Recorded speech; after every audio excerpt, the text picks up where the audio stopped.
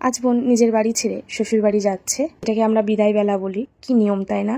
একটা মেয়ে ছোট থেকে বড় হলো, বড় হয়ে নিজের পরিবেশটা একরকমভাবে মানিয়ে নিয়ে চলাফেরা করলো। কিছু সময় আসতে না আসতে বিয়ে দিয়ে তাকে পরের বাড়িতে দেওয়া, সেই বাড়িতে গিয়ে হয় মেয়েদের নিজেদের বাড়ি। সেই শ্বশুর বাড়িতে গিয়ে যদি সে মানিয়ে নিয়ে চলতে পারে, তাহলেই সেই বউটা ঘরের লক্ষ্মী হয় এবং ভালো মেয়ে হয়।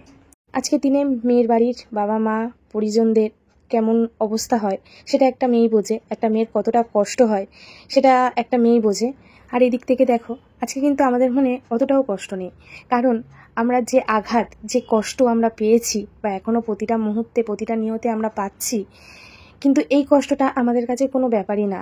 আমরা তো জানি যে একটা বাড়ি থেকে আর একটা বাড়িতে যাচ্ছে, সেখানে গিয়ে সুখে সংসার করবে, মাঝের মধ্যে বাবা মায়ের কাছে আসবে, বাবা মাকে দেখাশোনা করবে, আসা যাওয়া তো লেগেই থাকবে। সত্যি বলতে আজকের দিনে আমাদের মনে সেই কষ্টটা নেই, যেটা আমার বেলা, আমার দিদির বেলা আমরা পেয়েছি, সেটা বোনের ক্ষেত্রে কিন্তু অতটা আমরা পাচ্ছি না।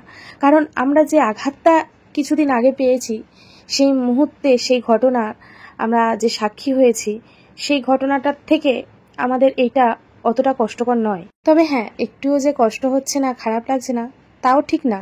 খারাপ লাগছে, কষ্ট লাগছে, কিন্তু আমার বেলা বা দিদির বেলা যে খারাপ, যে কষ্টটা আমরা পেয়েছিলাম, সেই তুলনায় এই কষ্টটা কিছুই না। তো তোমরা তো এখন দেখতেই পাচ্ছ, বোন রেডি হয়ে গেছে, বোনকে রেডি করিয়ে দিয়েছে সবাই মিলে। তো ও কিছুক্ষণ আগে কান্নাকাটি করছিল, সবাই মিলে একটু বোঝালো যে তুই কাঁদলে তোর মা আরও ভেঙে পড়বে, কাঁদিস না। তো সেই জন্য স্ট্রং হয়ে গেছে। কান্নাকাটি নাই, আনন্দ করে যা, আনন্দ করে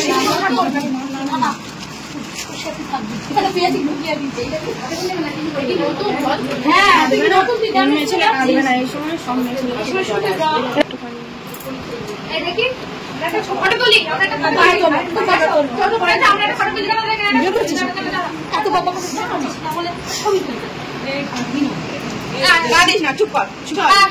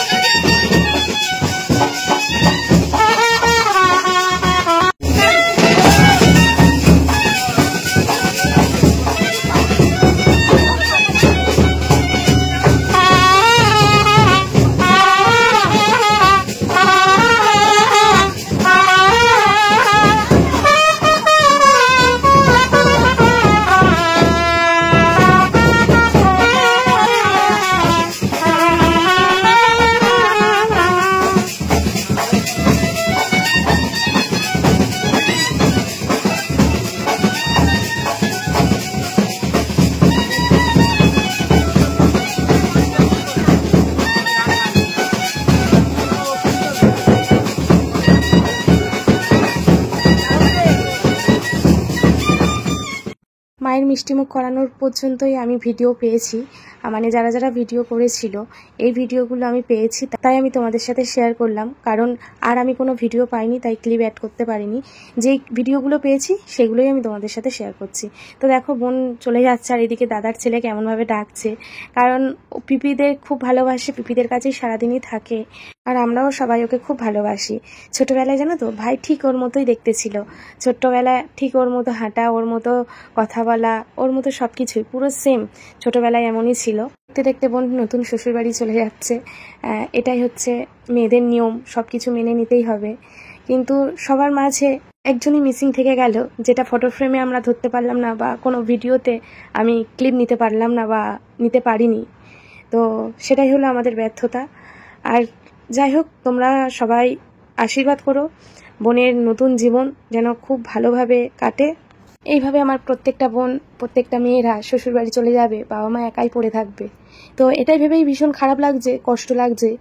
বাবা মা যখন বয়স হয়ে যাবে তখন বাবা মা একাই থাকবে, মানে পাশে থাকার মতো কেউ থাকলো না, এটাই আর কি খারাপ লাগছে। তো যাই হোক, বাড়ি এইভাবে আস্তে আস্তে পুরো ফাঁকা হয়ে যাবে, খালি হয়ে যাবে। তো অবশ্যই বাবা মাকে দেখবো না তো না, বাবা মাকে তো দেখতেই হবে। কিন্তু ওই যে মেয়েদের বিয়ের পর শ্বশুরবাড়িটাই সব। আর এদিকে দেখেছো আমাদের সবার আদরের সেই পাল্লু, আমাদের পাড়ায় ছোট থেকে বড় সবার মুখে এই নামটাই ছিল, পাল্লু। সবাই ভাইকে ভালোবেসে এই নামেই ডাকতো। সত্যি বলতে পাড়ার সবাই ওকে খুব ভালোবাসতো, এখনো বাসে, ওর কথা সবাই বলে। তো যাই হোক, এটাই ভগবানের বিচার ছিল, এটাই উনি বিচার করেছেন। দেখো বন্ধুরা, আজকের ভাইকে কত সুন্দর লাগছে না দেখতে। ও কিন্তু দিদির বিয়েতে খুব আনন্দ করে